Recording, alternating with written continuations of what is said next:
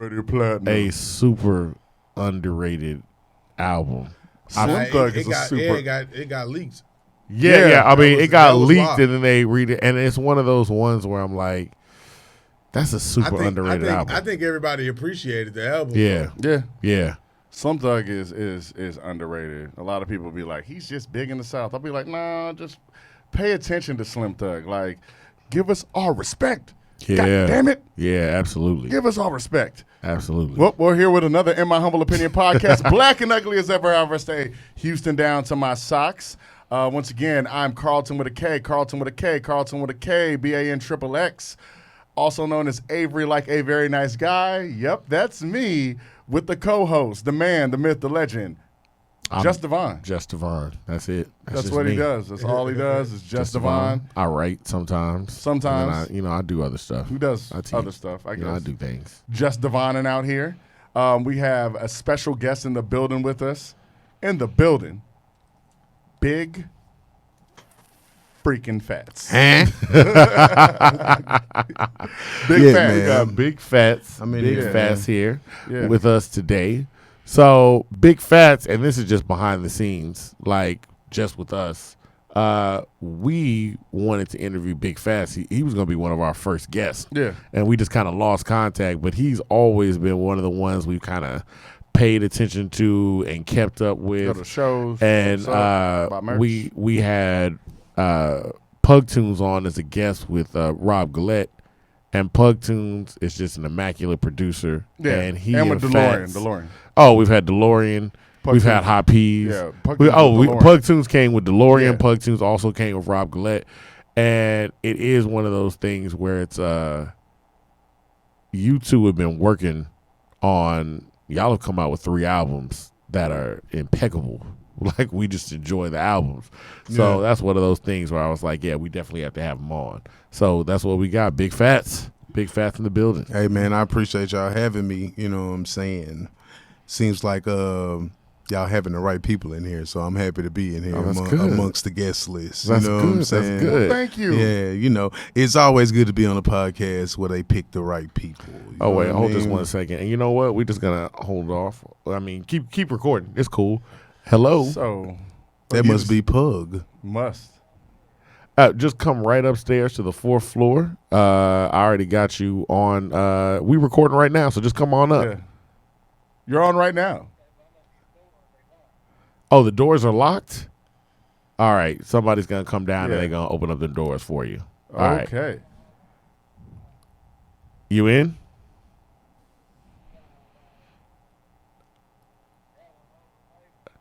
You know what? So one of the greatest things about actually being in Houston is the artist and the artistry.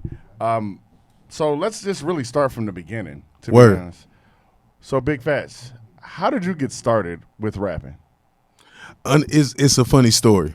So growing up, South Park, H-Town, we would do the battles and shit. You know what I'm saying? Like we would go against each other, me and my kinfolk, right? I'm not gonna say his name because he probably gonna want to box me after this, after I, out him for the fuckery he was doing at such a young age. So this is what we would do, right? We would, just, you and your cousins and shit, y'all, get a little cipher going, y'all would freestyle, right? So he's like 4 years older than me though. You know what I'm saying? Yeah. So this dude was like just kick my ass, you know what I'm saying, in the freestyling, just really dog me out, you know what I'm saying? So I made it my mission to rap better than him. You know what I'm saying? Like, I'm like, nah, I'm not gonna keep taking these L's to do. Like, I'm gonna get in this shit. So I just started working on my flow every day, freestyle. Back then it was freestyling, you know what I'm saying? So I would just freestyle every day, all day, until I finally started learning some stuff, different pockets I would catch and all that. So one day, you know what I'm saying, we get in there and I'm starting to say stuff, like he's saying it. You know what I mean? Like, in my own words though, I'm younger than him. So wait, just clarify. So like at the time you began, he was a little bit better than you? So let me finish. Okay. So he's a lot better than me. Okay. You know what I'm saying? So I'm trying to achieve his level. You know what I'm saying? So I'm just, trying to get my shit up. So we steady freestyling and I'm starting to get with him, right? And I say this was at around about 9 or 10 years old when the epiphany happens. So my brother gets out of jail. You know what I'm saying? Yeah. And big brother come home, the household changed. We ain't cleaning up the Tevin Campbell and shit like that no more. You know what I mean? Big sister got to sit down, big brother then took hold. You know what I'm saying? He started jamming screw tapes. Okay. It hit me. This nigga been rapping screw tapes to me this whole time. Every screw tape I ended up knowing, and I had never heard it. This is a true story. I'm talking about Big Pokey, Kiki, Final Chapter, you name it. Man. You name it. That boy had spit it to me to where I had knew it. So I was saying stuff like, wait a minute, I heard this before. So the next time he did it, I knew. I'm like, dog, I've been rapping against Lil Kiki this whole time. But thankfully he did that. You know what I mean? Yeah, because absolutely. it got my freestyle game up. So when I went to school, you know what I'm saying? We were battling shit. I was, in my mind, I'm still trying to beat niggas who sell records. You know what I'm saying? So, I would be better than everybody. So that kind of started me off with that's why I get the aggression from. You know what I mean? My origin is from battling. You know what I'm saying? Trying to be better than somebody. So, that's where when you hear the aggressive tones come out, I try to control that shit as much as possible. But it plays well though. Yeah. It plays well. You know what? Let's play the oldest freestyle that we can find of yours. Like the oldest one. The oldest one? The oldest one we can find. Play I Can Feel It in the Air. Which ain't too old. Okay. It ain't too old. But let's play. That's about 7, 8, about 7, 8. 7, 8 years ago, man. Oh, this is like 8, 9 years ago. Oh yeah. Oh shit. Yeah. Oh y'all went back. Got to. I feel like Black Youngster. Wait a minute. Did you the FBI? That's funny. Look at Chubby Fats. Yo, I gotta make it. This one gotta be hairline born, intact. If it's not shit, I ain't saying that I'm done. He said hairline intact. I just wanted the audience, now our YouTube audience, to see this is a much older video. This is filmed on an Android? This is before? This is a webcam. This is definitely a webcam. This is a webcam. Right, so let's cut that and then let's play. That was roughly about 9 years ago. Yeah, that's a webcam. Play the Context YouTube freestyle. Okay. That KHNTXT. Play that one. We can start that one right there at the beginning so you can see the evolution. Yeah. Evolution. It was definitely an evolution. It's a supreme evolution. On computer speakers. Yeah. Facts. You heard it in the background. Yeah. Facts. Reverbing off each other. Nah, the YouTube one. Let's play the one that says Context YouTube. There we go. Oh, this is actually the intro to Table Manor, man. Go check that out. Yeah, let's play that one.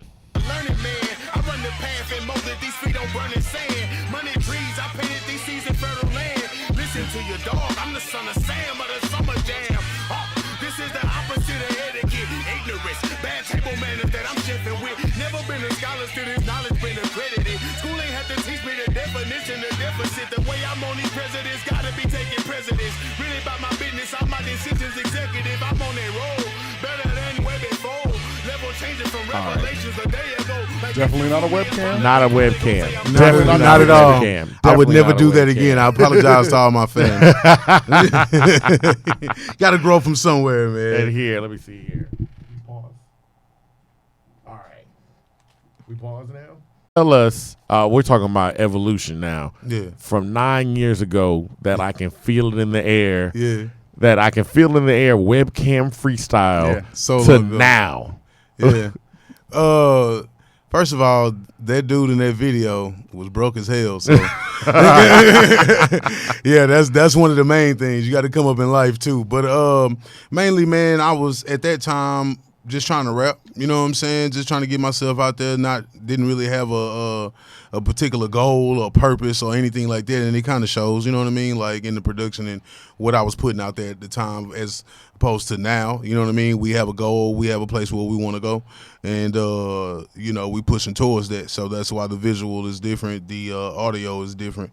The marketing is different. Everything. You know what I'm saying? Like, it's, from Pug to myself, you know what I'm saying? We try to put our best foot forward out here to, get to the next level. You know what I'm saying? So it is what it is. We just trying to make good music. Now, for our viewers on YouTube, And for our people that are listening, we have another guest now that just came in. Yeah. He was running a little bit late, but he's been on the show before. We have here Pugtunes. This is to be honest too. You've been on the show more than anybody. He has been on the show more than anybody. Yeah, you really have. With this today, now you beat out Rob because Rob Gillette was the guest that was on the most. With today, you will now be beating Rob. You have been on the show the most. Pugtunes.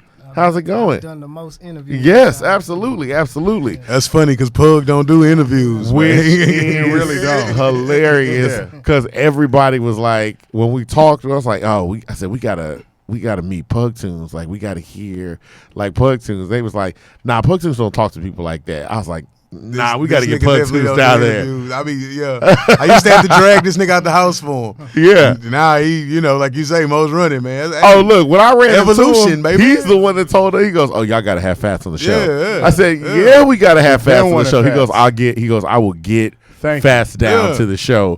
I promise you." I was like, "Yes." We believe. Now, both of y'all from Houston. We've talked to Pug about being from here. Where are you from, sir? South Park. South Park. All right.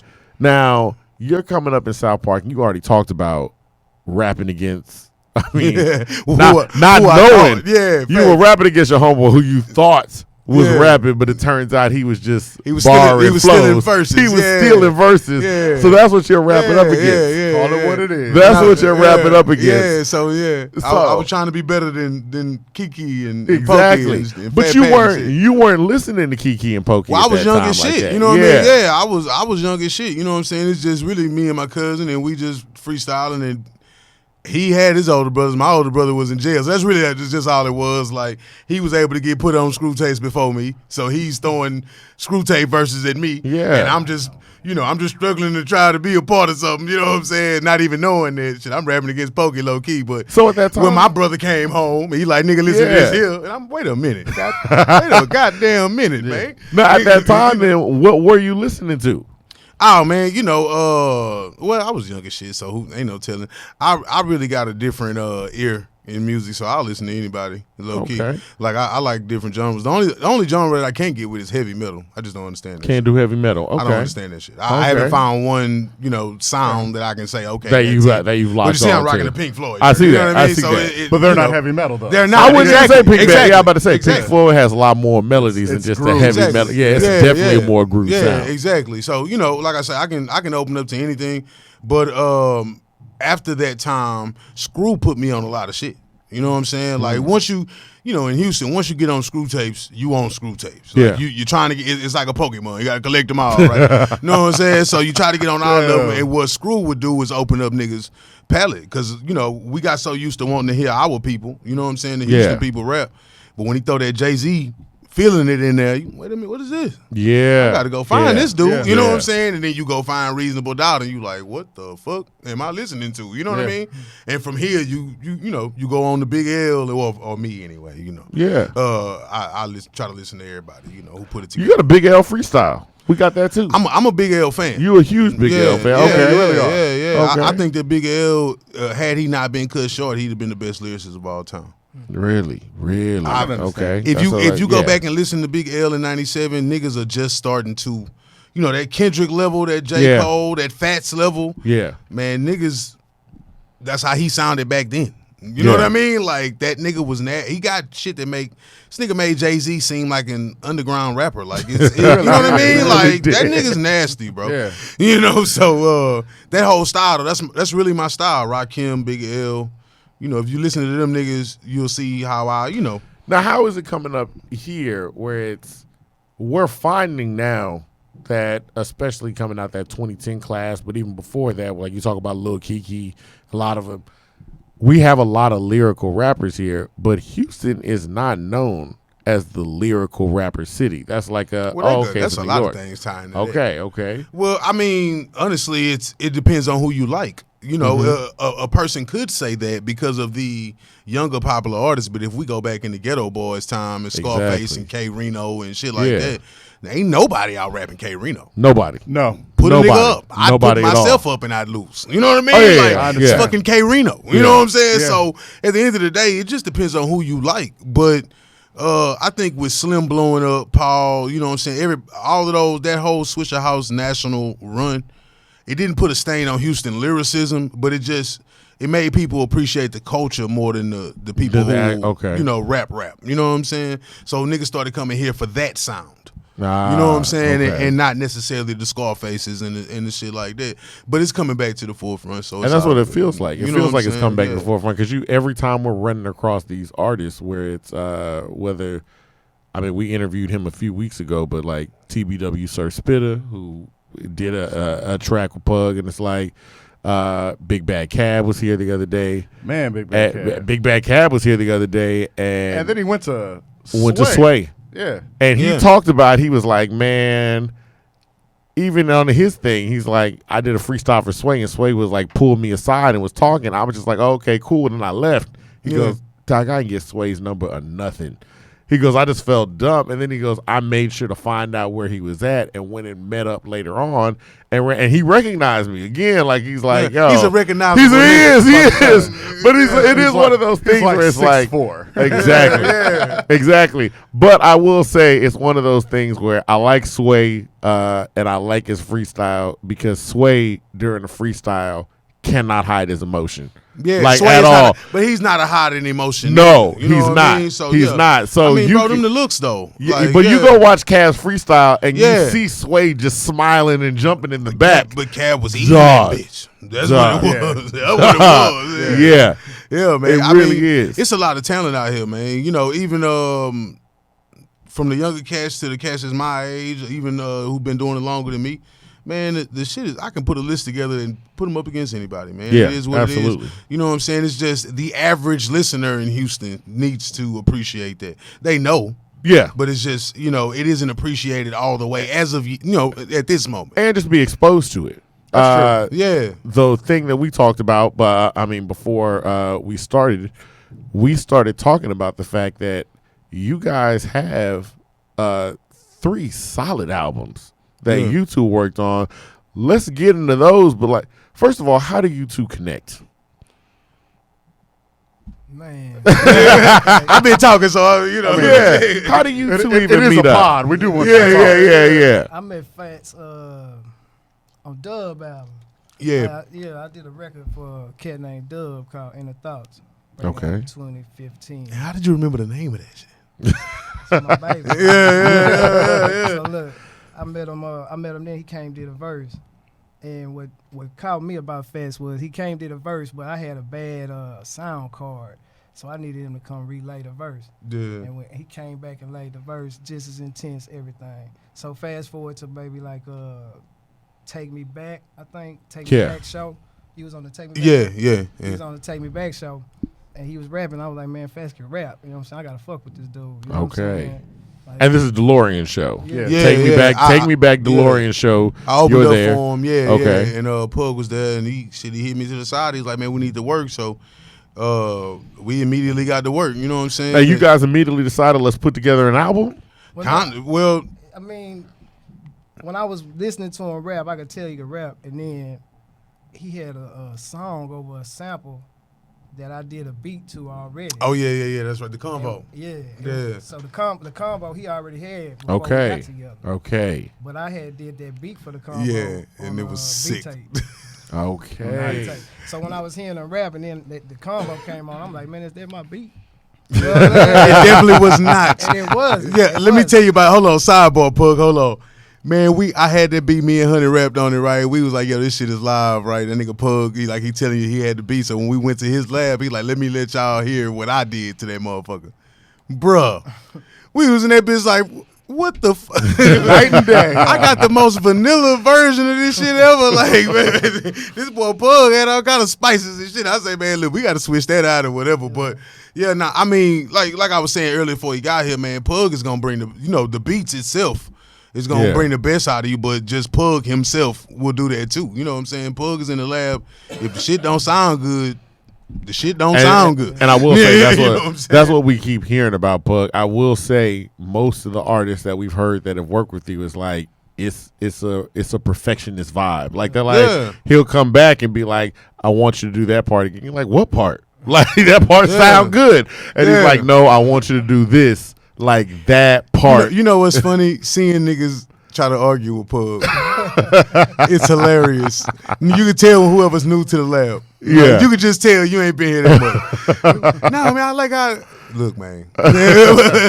Just calm as ever. Look, man. Because the finished product, I mean, look, y'all's first finished product is Memoirs. Yeah. Memoirs of the Kitchen Staff. Yeah. Which is, if you haven't heard Memoirs of the Kitchen Staff, and I'm like, this is not one of the big reasons why we even got this podcast started up. We always had the idea, but Memoirs of a Kitchen Staff, what was DeLorean's that was out at the time? Was it International Ballroom? International Ballroom. Produced by Pug. Produced by Pug. And then we heard Galette's album, Galactic Vision. Yeah, Galactic Vision. Yeah. And I was like, these 3 albums came out back to back to back. And I said, I'm not seeing enough people jamming this. Like, I said, I'm just not, because I said, y'all don't know. And then the thing was, when we would play it in the car, around, I said, any of those albums around anybody, I wouldn't even say nothing. After one song, people would be like, yo, who's that? Yeah. Who is that? Yeah. Who did that? I said, yo. That was 1, 3, and 5 in the Houston Press. Yeah. And that was the thing where, like, it was such a thing where I'm like, these are just solidly produced albums. So you guys get together, like, first of all, for Memoirs of a Kitchen Staff, like, what happens where y'all decide, yo, 1, let's produce the whole album, and 2, what are the thoughts behind that? Some of the intros, the sound bites.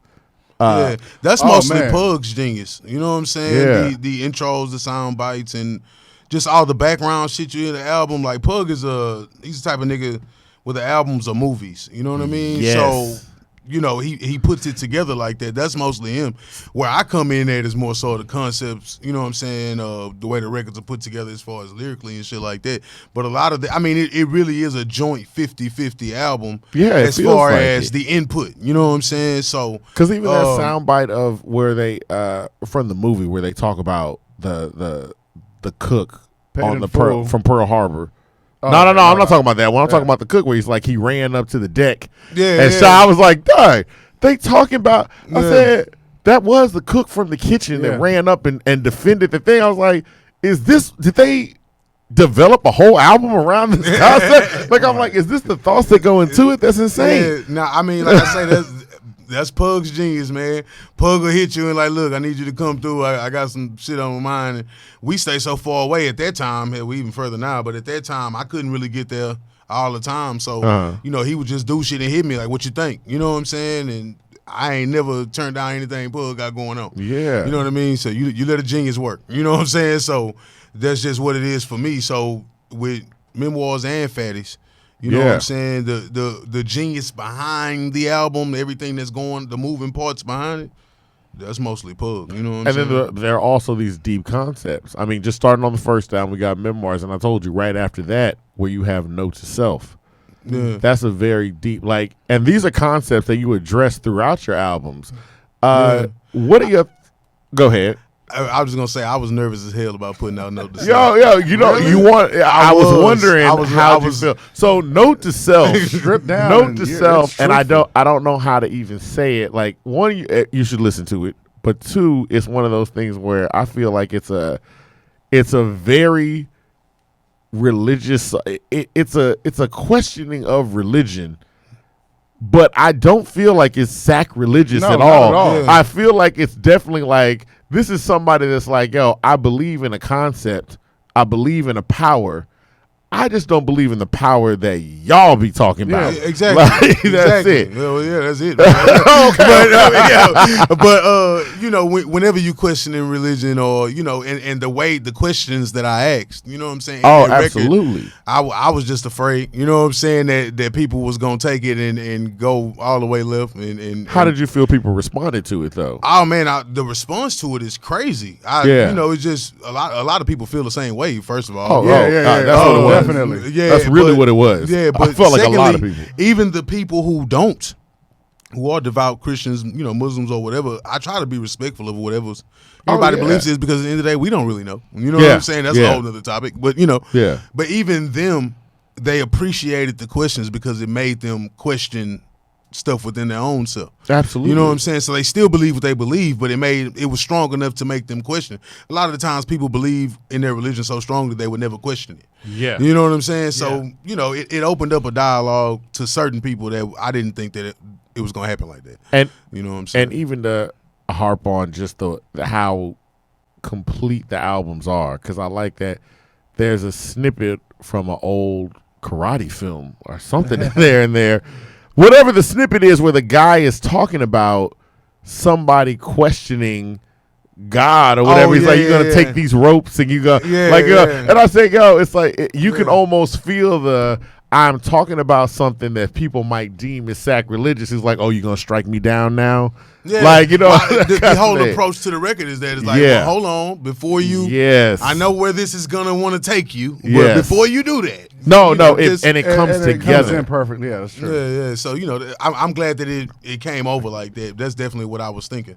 You know what I'm saying? Yeah. Or what I was trying to put out there. We put out shit and we be wanting it to go away, and then it goes another way, and you like, fuck it. But, I mean, so far, so you get. I knew it was going to be something. So you knew it was going to be something. He did. You can ask him. I was like, bro, I don't know about that. I don't know if we should do this one.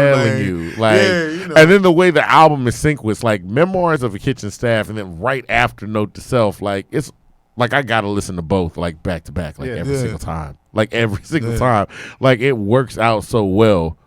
That is sequence like that. Maybe that's how I listen. That's how I listen to it every single time. Yeah. That Memoirs title track is a microcosm of Pugtunes' studio. Okay. You know what I'm saying? Like you say, it's not only he pushes you, but who's in the room pushes you too. So when you writing your verse and you look over and it's Rob Gillette over here and it's D-Lo over here and it's Hot Peas in the corner, it's like, when it's time for you to rap, you better have some shit to say. You know what I'm saying? So that whole energy that we had that night, and every time you hear a posse cut over there, if it's more than one person on the record, there's an energy that came along with that. You know what I'm saying? So that's one of my favorite sessions of all time. That and the one from Fatty's with me and Rob. No, me, Rob, and D-Lo. Big Three. Big Three. Speaking of, wait. Play, you know what? Because we just got to show this because I feel like it doesn't get highlighted enough. The Dwight Howard.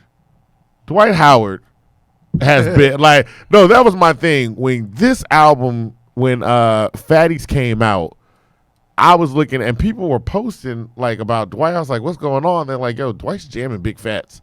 And then when this last album came out, Dwight was jamming Bigg Fatts. And it was literally, I saw people. He's jammed all three. He's jammed all, and it was one of those things where it was like, I saw people saying things like, because Big 3 is a hard song. It really is. And people was tagging Ice Cube like, yo, you need this for your Big 3. We're actually still trying to get that. So it has to happen.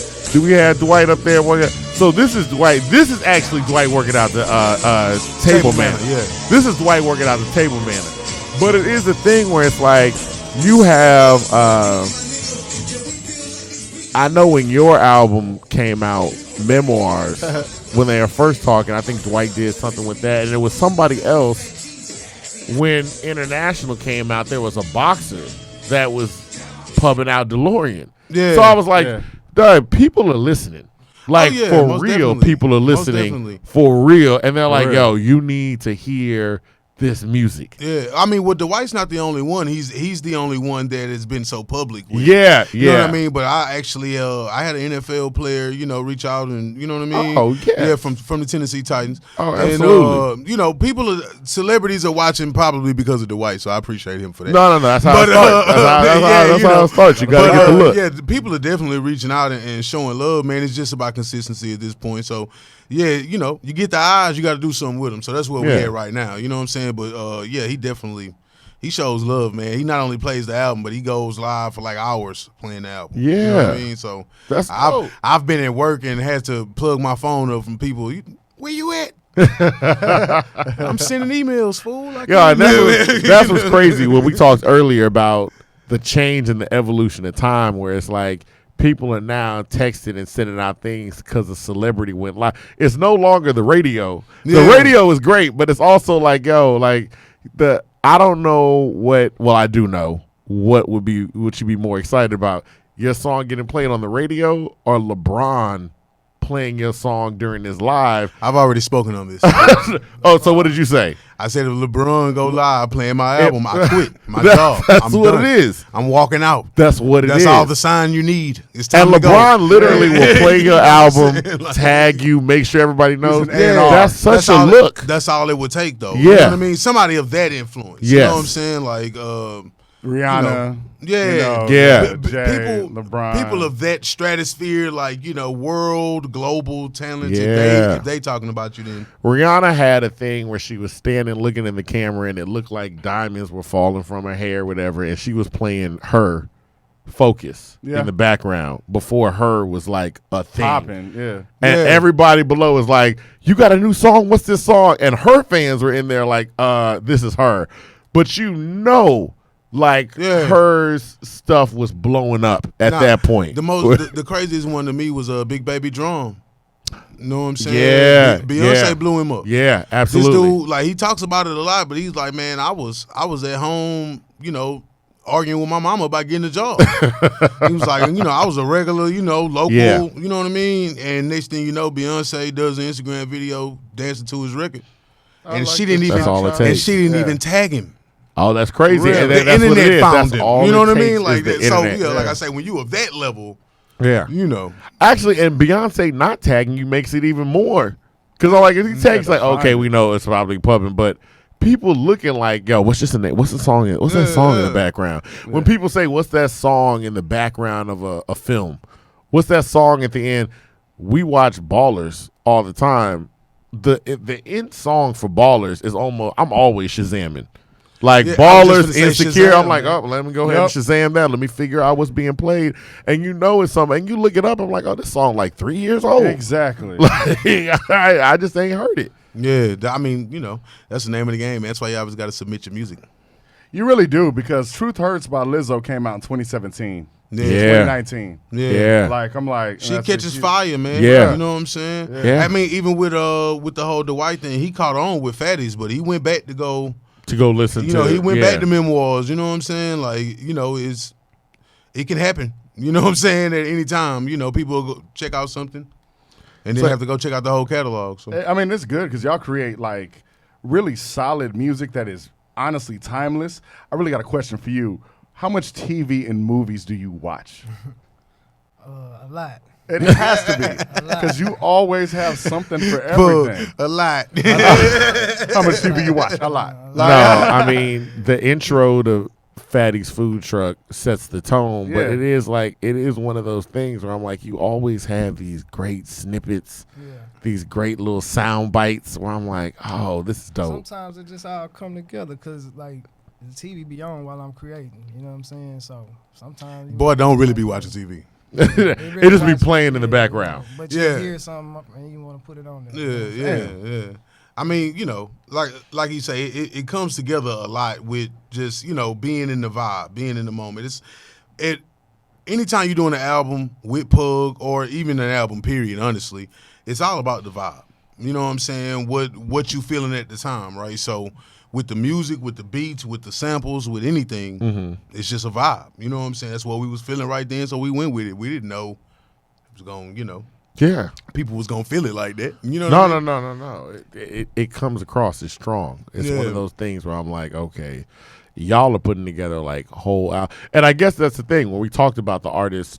When we said like like Hot Peas and Donnie when they did their joint, which is a classic. Yeah, DeLorean when he's been doing it. Like you guys, Rob when he did Galactic Visions, y'all are putting together really complete albums at a time when not every artist is putting. When you have a lot of single driven stuff.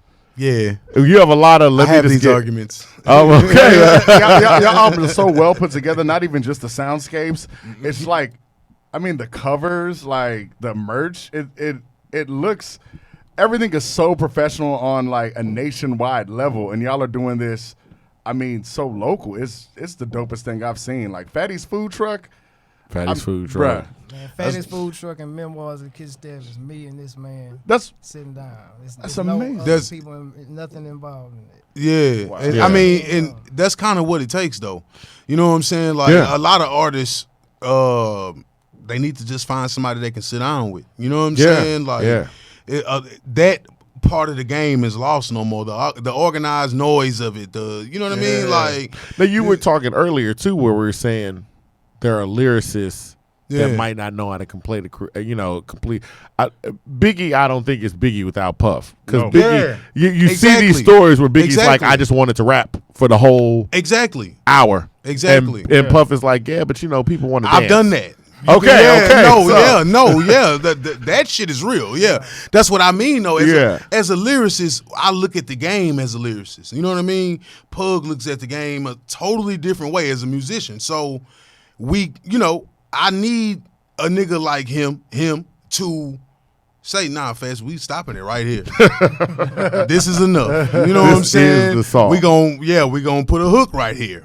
And then you can come back and do whatever you want for about a couple more bars, and then we're gonna stop it again. Yeah. You know what I'm saying? Like you can't just be rapping all willy-nilly. You know what I'm saying? So you kind of need that tap on the shoulder, So yeah, that's the game, man. Like I say, you need that producer, that engineer, whoever it may be. It could be a manager, whoever, that's gonna pull you to the side and say, "Hey, bro, that one ain't it." Yeah. So go say it differently, or I just don't like it. You know what I mean? And you need that honesty. Yeah, absolutely. Because these are your children, these are your babies you writing, so everything is perfect to you. You know what I mean? Yeah. And then Pug gets it, and he like, so what that mean? So when you said, and you like, well, damn, I guess it don't make sense. Huh? Now, what is that? you know. So a lot of times, what is that like when you have somebody? When you see a lot of lyricists that have been like, I've been doing this, I've been rapping, I know how to rap, you know how to make the music. I don't come in there and tell you how to make music. Nah, you all come in here and tell me. If you got that attitude, you won't be successful in music or in life. Okay. Constructive criticism. Yeah, I mean, it's just being producible. Yeah, being is that a producible. word, nigga? No. I like that. Yeah, speak a little bit more to the mic though. Let's talk more about being producible because I feel like. I mean, I know you've run across an artist that's got to be like, nah, man, I want to do it this way. There's got to be that battle in the studio sometimes. Yeah, that's what makes the music good. Okay. Bring the emotion out. Oh, yeah. Yeah, it's hilarious, though. Hey, I'm not gonna lie, because boys be mad, man, and Pug don't be having it. So it's funny to see. Me personally, I like to feel like I'm coachable because I just don't argue. You know what I'm saying? If he say do it over, then he heard something I didn't, or I was, I'm fat, so I probably was breathing too hard or something. I just be thinking everything. So I just, I'm a perfectionist myself. So you know what I'm saying? I try to, just say fuck it, and sometimes a nigga knows best. You know what I'm saying? You got to know that. Has that been also why it's been so easy to work together? So I think y'all have been able to put that work out so quickly, because it is one of those things where it's like not only is he skilled, but it's also. He not gonna put up a fight when I'm like, hey, how about you do it like this? But see, he pushed me because Fat's the only artist I ever worked with that's done writing before I'm finished the beat. Okay. I'll be done too. Okay. Let him rap on it and come back and mess with the beat. Okay. I've written like 3 songs to one song. No a lot. wonder. Yeah. Okay. Yeah. Nah. I mean, but it makes for better stuff because honestly, what I appreciate about Pug is the honesty, because when you get to a level to where I think people feel like now I may be about to make it, or they feel like I'm becoming someone. So the honesty is starting to fade, and you can see like you ask a nigga how you feel. Oh yeah, that shit was dope. It was that dope. I don't know about that though. It was alright. You know what I'm saying? Okay. So with Pug, Pug gonna be able to say, nah, don't do it like this, do it like that. That's cool, but let's try this. You know what I'm saying? And shit like that. You kind of need that shit. And you kind of need a person to say, nah, man, this ain't, like I say, we forget as lyricists, we want to prove our lyrical point so much that we forget it got a jam. Yeah. Songs. And you know what I'm saying? And you need a nigga there to remind you to come on out of that shit for a second. Yeah. And just listen to it as a jammer, and you will hear it yourself. Like, damn, he kind of right. It's just rapping. That's it. Absolutely. You know what I mean? It's not making a record. You know what I'm saying? So, like I say, you need the yin and the yang. You need both. And I feel like that's why I tell, he'll tell you, I tell people all the time, you need either him or a nigga like him to be able to pull you out of your shit and make it a collective. You know what I mean? Make it a, everybody in the room agrees. Yeah. You know what I'm saying? Motown, they had a whole assembly line of people listening to records before they even put them out. Yeah, quality control. We seen the docs, man. Like when Biggie and them was in there, it's a million niggas in the studio. They're not just there as entourage to smoke up the weed. Like they there to give a final. Yeah, this is it or this is not. And those particular people are honest people. Yeah. They'll say, man, that second verse wasn't really. Yeah. You know what I mean? Yeah. And niggas will have arguments in the lab. Like, nah, nigga, that's the coldest one. Like, you know what I'm saying? Like, Pug can tell you all the time, I be ready to cut shit.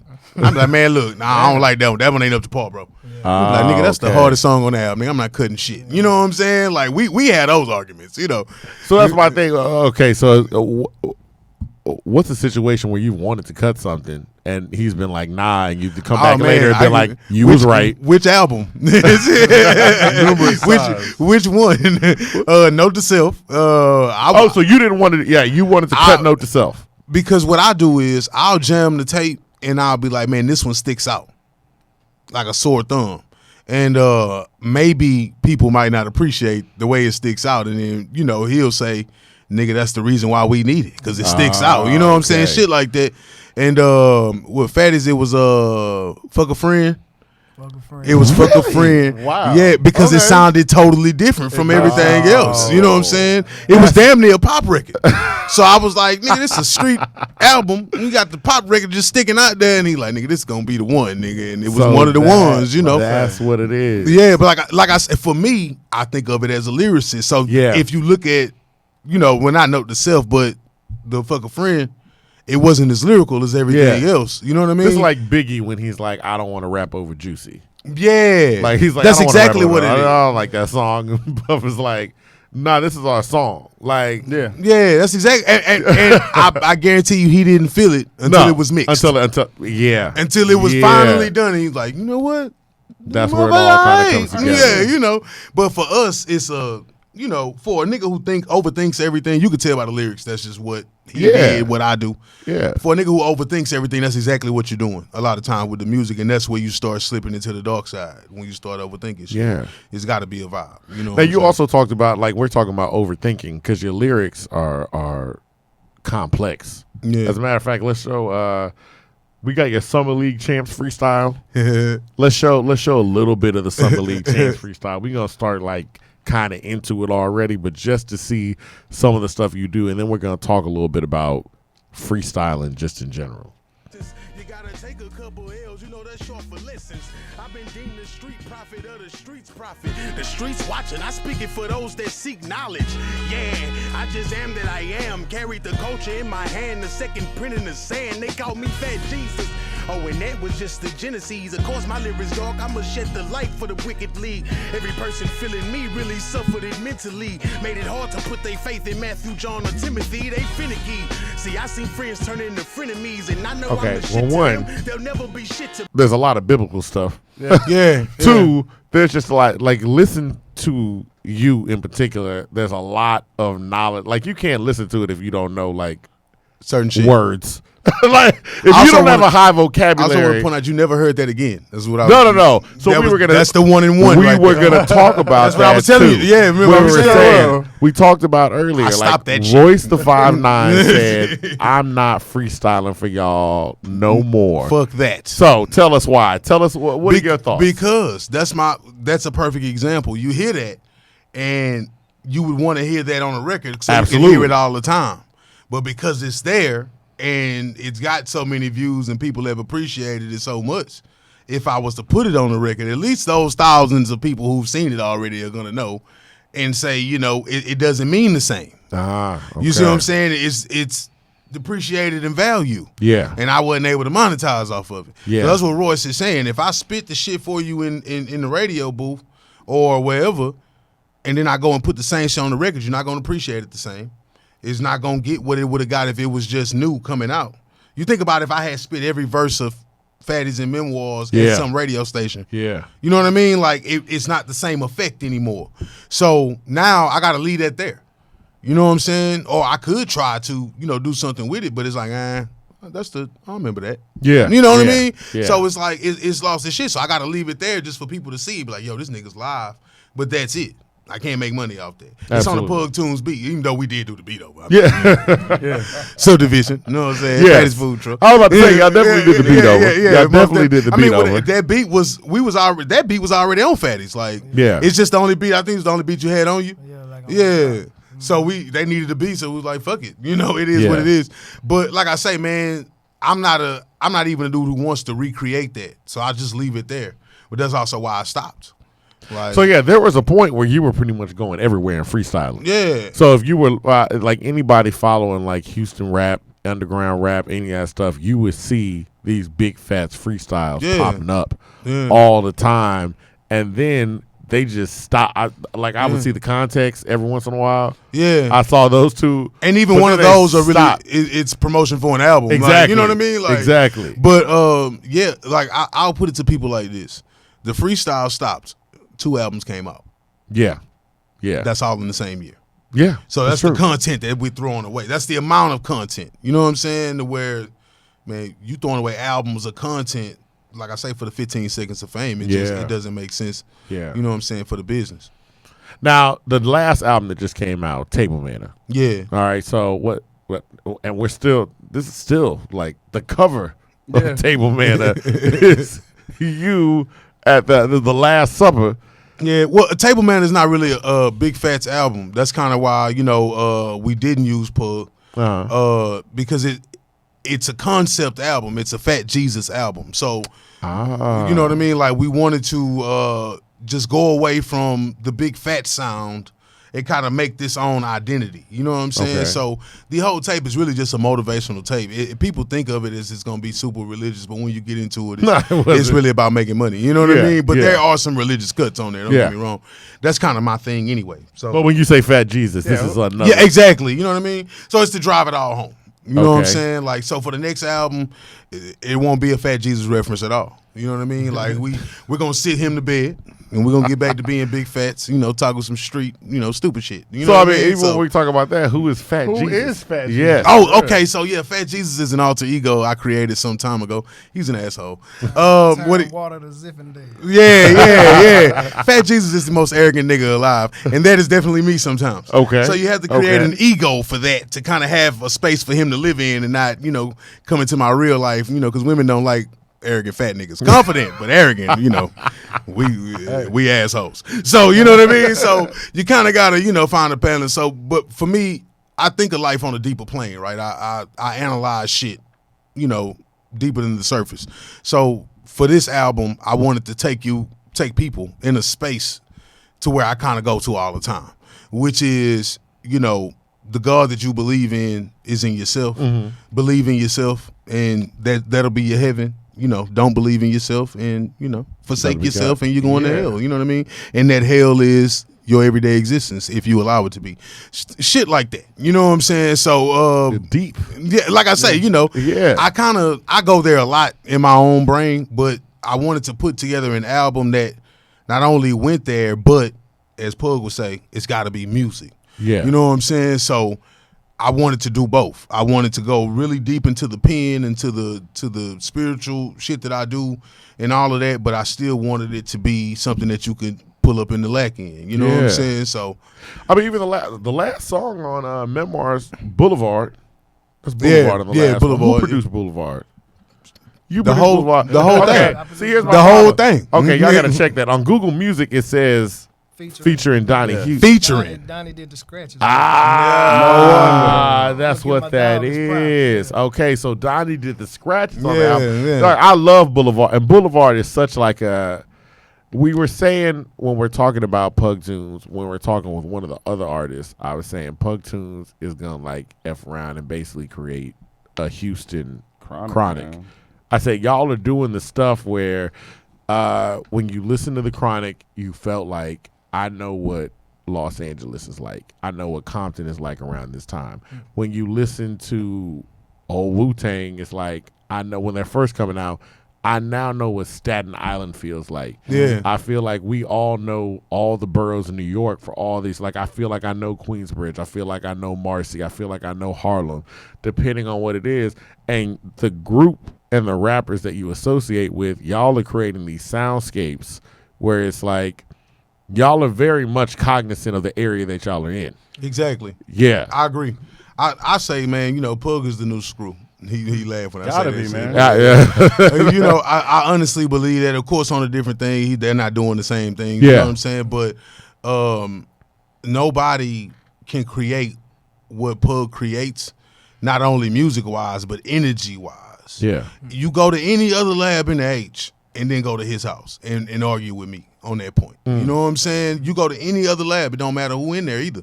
When you go to his house, everybody knows the beat is about to be on point. The rap's got to be on point. You know what I mean? And it breeds a certain, come with your best or don't get put on the record type of feel. You know what I'm saying? He's like a Texas Dre, man. And that's how it used to be back in the game for everybody. But because we lost that art, it's hard to recreate that type of vibe. Yeah. To where everybody in the room feels like, you see niggas scratching out shit. You see Hall of Fame niggas. You see Rob Gillette scratching out shit. The energy is right. Yeah. Yeah. Like, you look over and wait a minute. Is that motherfucker thinking of some diabolical shit? Let me scratch my shit out too then. And you kind of want to get better and better into the point to where when you finally do get the product out, it's something that could be, that can get us on this podcast today. You know what I'm saying? So that's the thing about making timeless music. It's really putting the time in. Yeah. You know what I'm saying? Y'all dropping gems, making time. Well, he speaks. Well, I will say this. We talked about that after the show. Fats is just good on his feet about speaking and making it seem like it was prepared. Yeah, like that's what it is. No. I promise you, because we said it that we got to we do basically asshole stuff like show up to your concert on time. Yeah. Like we pop up at 7. Like we let's pop up at 7, see what it is, go in and get the seats, get that all arranged. So we popped up and we tell you hey, people still coming or whatever. Came in and greeted us. As the crowd is filling up and it's like you were still showcasing other artists. Yeah. Like you're like other artists, we have other artists on the bill. And it's like you can definitely tell a newer artist as opposed to a seasoned one. And when you step up, you're definitely seasoned. Where I say, yo, man, my dude could have broke out with a comedy show in the middle of his thing and just started doing comedy, and it would have worked. Oh, yeah. Like, I thought he started telling jokes, and people just was listening, and I was like, we in the middle of a rap show. And he just going. Anytime Fast is on stage, it's never just a rap show. It was funny. Yeah. You're like, forgive me, I'm sweating, I'm fat. I was like, It's a fact. And then he's like, I said, my man got up there, made fun of himself, made fun of the crowd, introduced somebody else who was late, got them in. Then he pubbed his merch on the side, and they were selling food, and he got the bar going. And I was like, duh, everything is moving. I said it. I've been doing this going. Now, but that's what we say about putting out a certain type of product. You know what I'm saying? Like, if you look, the only difference between professional rappers and niggas who are totally underground or totally local is the professionalism within the product. You know what I'm saying? Like even within the raps, all the beats. You know what I'm saying? Nigga give you, you go to most niggas and get a beat, and that motherfucker missing a snare, the sample just keep repeating, and ain't no other parts to it. The bass line don't never change. It's the little things. You know what I'm saying? And that's what makes, that's what sets us apart from maybe the average bear, which is if I'm gonna throw a show, I'm not just gonna book a venue and book a host and book a DJ and that's that. No, I'm gonna do all of that. I'm gonna promote it harder than any show you've ever seen. I'm going to greet you at the door. I'm going to make sure you're enjoying yourself. I'm going to promote my music. I'm going to promote, you know what I mean? Like it's all going to go, even if I am the only one doing it. It's going to have to go because that's the professionalism we putting behind it. At the end of the day, we charging people $10 for this shit. I want you to feel like you got your $10 worth. Fucking right. Yeah. Because I want you to come back and spend another 10 in a couple months. You know what I mean? Like, so it's customer service at the end of the day. You know what I'm saying? A lot of people don't take the craft seriously enough to look at it like that. And that's why you could tell whose product is lacking because of what. You know what I'm saying? But yeah, I think what we're trying to do and the other niggas you've had up here, Rob, D-Lo, it's all the same. Yeah. You look throughout the board and you'll see the merches, it's not the same looking, but the push of it. You know what I mean? And the product. You know what I'm saying? Especially with a nigga like D-Lo. So that's I would think is not only being the best rappers, being the best musicians, but being the best promoters, being the best producer, whatever you're gonna do. You know what I'm saying? Now, even with that too, and I mean this is a question that we ask most of our guests, but I mean hopefully we had to stop eventually. But what kept you in Houston? What's kept you here as opposed to going to another city? Well, I mean, people is life. I mean, at the end of the day, we make money off this rap shit. I don't want anybody to take this next statement wrong. You definitely see a nice, little check, but it's not enough to live off on at this moment. So it's like, at the end of the day, I like security too. I like being able to, have a home, have a car, and eat whenever I want, have sex with seemingly attractive women. You know what I mean? Yeah. Shit like that. So you like to, there's a certain security with life too. You know what I mean? People act like jumping out on faith is some easy shit. But at the end of the day, if this don't work, I might have to rob you. The very person who asked me to do this. You know what I'm saying? Like it is what it is. Yeah. So I think that a lot of the times with artists at my level, we do this shit at a pace to where we're working on our artistry. We're trying to get to the next level with the shit, but to uproot my whole life and change everything on the hope that people will appreciate my music the way you do, it's just not something that I can get with at this moment. You know what I mean? And that comes with growth. Now, if the royalty check next month look better than it did last month, who knows? Then you might you know what I'm saying? Yeah. Like, but until then, it's like you say, we're putting out this quality product, but when the paper come back, it ain't enough to say, let's take this ship and go to Louisiana and do the same thing. You know what I mean? It take money to do that. Yeah. And not to mention, the bills got to be paid back home. You know what I'm saying? So, I just think that once, I don't want to put it on the people, like once the people appreciate it more and start buying it more, but when it generates more revenue, we can do more things. And I like that you said that, when it generates more revenue, because it is one of those things where you look at Griselda Records, where you're talking about a group of people that have been spitting a very exclusive style of hip hop, and they've been putting together albums or whatever, and they did what they wanted to do, and eventually the powers that be or whatever, it gets it to pop. Things happen in the right time, the way they're supposed to happen, and then it's like, and we got all this music to put out. Yeah. So good. I mean, it's all about perception at the end of the day. I got dudes in the UK tweeting me, how good I am. I got Dwight Howard and a member of the Los Angeles Lakers working out to my music for hours. Yeah. So it's not like I need to leave Houston to get somewhere. You know what I mean? No, not at all. So, it is what it is. It's a new day and age. I think that hitting the road definitely is beneficial to your career. I'm definitely not going to take away from being in the state for people to see. But because of the internet, we can definitely get that same outreach. You know what I'm saying? Mm-hmm. It's just about, like I say, it's got to make sense. It's a business at the end of the day. Mm-hmm. And if you start putting in more than you get out, well, we know what the name of that game is. Yeah. You know what I mean? Yeah. So, it's kind of got to all even out at this point. You know what I'm saying? All right, man. I mean, that was awesome, man. I want to thank you guys for really coming in. I mean, we're nearing the end of the pod, but I just want to say really thank you guys for coming. I mean, I know you got some stuff going on in the future, so just, put up your stuff. Let me know. Fatty's Food Truck, Table Manor, available everywhere. I also have some CDs for you fellas. I gotta go get out the car. I was supposed to grab them, but I was running late, so I was trying to hurry up. No problem. But we shooting a video this Sunday, or not tomorrow, but next Sunday, to Really Rap. It said I Mix Studios 2 to 4. You boys are more than welcome to show up. You know what I'm saying? We'll be there. The festivities will be flowing. It's just gonna be a good time. We're gonna jam. We just gonna jam some music. We might pass the aux cord around and let people jam what they want to jam for a moment. The video ain't gonna take no longer than an hour. So with the rest of the time, we're just gonna chill out. You know what I'm saying? Everybody's more than welcome to show up. It's a public thing. You know what I'm saying? And it's 420 friendly. All right. Well, gee, that sounds good. What about you, Pug? What's going on? Oh man, same old, man. Me and Dope Easy talking to Texas. Wow. Me and DeLorean. Fire. Me and DeLorean, Lord Block Me from the Cold. Fatty's Food Truck. Boy Yard with Big Mo and Yellow Beezy. Oh. Yeah. Really? Okay. Damn. Okay. It's on the radio. It is. I was like, that's you? Yeah, that's me. Okay. It doesn't stop. It doesn't stop. It never stops. There you go. I mean, if we had titles and stuff, this one would be called Be Producible, because that was one of the biggest Be gems. Producible. He doesn't say a lot of words, and when he does talk, it means a lot.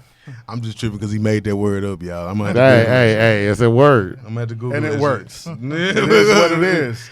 I mean, I can hear Pug now, nigga. You ain't producible, nigga. That's the problem. That's what we just trying to be producible. Yeah. Once again, this is a In My Humble Opinion podcast where the opinions are humbled and the words aren't jumbled. Thank you guys for coming out. Y'all have a good one. Deuces. All right, man. We appreciate y'all.